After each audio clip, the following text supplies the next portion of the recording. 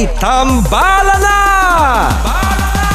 At eto na sila, ang nag-iisang masugid na tagahanga ni Nicole Yala, Chris Chuper! Kasama ang nag-iisang die-hard fan ni Chris Chuper, Nicole Yala! Mula sa Mahiwagang Burnay, ang kwento.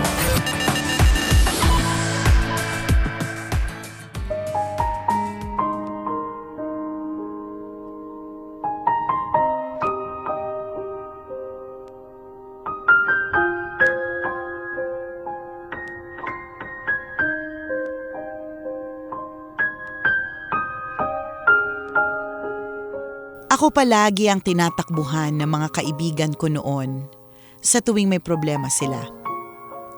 Akala nila lahat kaya ko, na para bang wala akong sariling suliranin.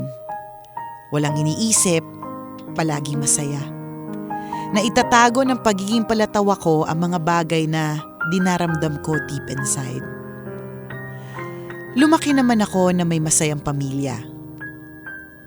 Kaya ang tanong ng mga magulang ko, paano nangyari na nagkaroon ako ng depresyon? Maaari ngang normal sa mga musikero tulad ko ang makaranas ng depression. Si Kurt Cobain, nagbaril ng shotgun sa bibig. Si Chester Bennington ng Linkin Park, nag-suicide.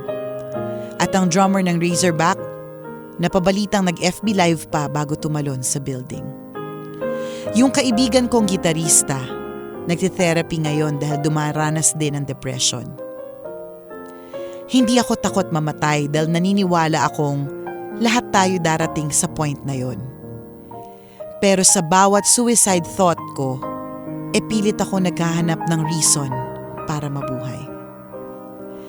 Graduating ako noon nang mapabalita ang tungkol sa nangyaring suicide ng isang estudyante dahil hindi makakagraduate.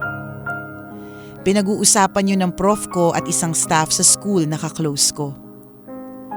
Tinanong nila ako kung sa akin ba mangyari yun, maiisipan ko din ba ang magpakamatay? Ngumiti lang ako sa tanong nila.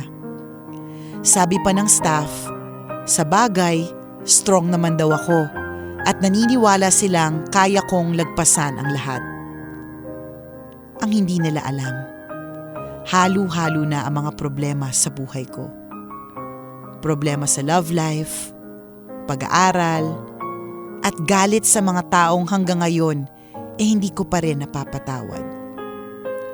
Hindi nila alam na pag mag-isa ako sa kwarto at patay ang ilaw, umiiyak ako. Kalalaki kong tao pero umiiyak ako. Humahagulgol. Pero tuwing kakatok ang kahit sinong miyembro ng pamilya ko sa kwarto ko, kailangan kong ngumiti at itago ang mga luha ko. Pinaplastik ko ang sarili ko at pinapaniwalaang okay lang ako kahit hindi naman talaga. Ni hindi ko nga matitigan sa salamin ang sarili kong mga mata. Minsang hindi ko na kinaya ang lahat. Nag-open up ako sa isang kaibigang natutulungan ko din naman noon. Imbis na tulungan niya ako, eto pa ang naging reply niya sa akin. Kasalanan mo yan dahil feeling mo ang lakas-lakas mo. Ang hirap pala pag nasanay silang palagi kang masaya. Ang hirap pala pag ikaw ang palagi nilang nasasandalan. Parang wala ka ng karapatang magkaproblema at wala kang karapatang humanap ng taong maaasahan. Kaya naman, sa alak ako nakahanap ng kaibigan.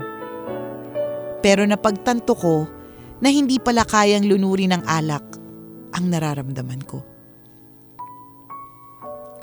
Sumunod kong naging sandalan ang pagsusulat sa diary ko. Sa unang beses pa lang nakabuo na ako ng 12 pahina tungkol sa mga bagay na hindi ko masabi. Natuluan pa nga ng luha ang bawat pahina nito. Sa diary ako nakahanap kahit papaano ng outlet sa mga problema ko. Problema sa love life ang madalas na nagtitrigger sa akin na malungkot ng sobra. Nung huling beses na nagkaproblema ako sa dati kong nobya, nakita ako ng kapatid kong umiiyak, tulala at nanginginig. Hanggang sa nalaman na ng pamilya ko ang mga nililihim ko. Mas lalong nadurog ang puso ko dahil noon ko lang sila nakitang umiyak at ako pa ang dahilan. Nakipag-break ako sa ex-girlfriend ko dahil sa may mahal na siyang iba. Ayaw niya pa nga akong iwanan dahil pwede pa naman daw niyang pag-isipan ang mga bagay-bagay. Siguro nanghihinayang din siya kaya gusto niya akong gawing option para kung hindi feasible ang plano niya, ay may babalikan pa siya. Pero iniwan ko na siya. Sinabihan kong magiging masaya ako kahit maiwan akong mag-isa. Sa tulong ng pamilya ko, nagawa ko makarecover sa depression. Ang tanging kailangan ko lang pala ay sapat na panahon para makapag-isip. Makalipas ang ilang taon, eto ako, masaya na sa buhay. Nakahanap na din ng bagong minamahal. Hindi siya dumadagdag sa mga problema ko.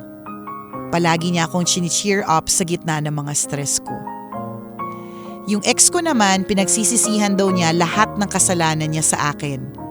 Pero sabi ko, hayaan na niya yon dahil napatawad ko na siya.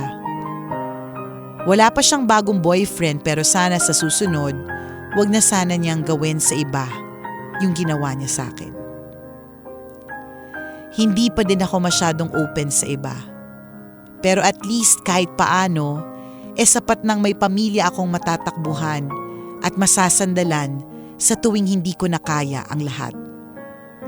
Nagpapasalamat din ako sa girlfriend ko ngayon na inalagaan ako at hindi ako iniwan hanggang sa manumbalik ang sigla ko sa buhay.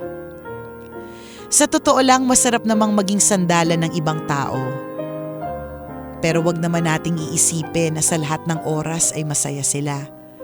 Maski ang sina Nicole at Chris, grabe humalakhak sa ere, pero may mga iniisip din silang mga suliranin na mahirap indahin. Hindi sa lahat ng oras ay kakayanin nating maging malakas. Okay lang ang manghina, pero hindi ang sumuko. Lahat tayo ay may pagdadaanang mabibigat na suliranin na siya ring magpapalakas at magpapatibay sa atin. Ako po si Kong, isang tambalanista, at ito ang aking kwento. Always your number one SM radio station. Love Radio.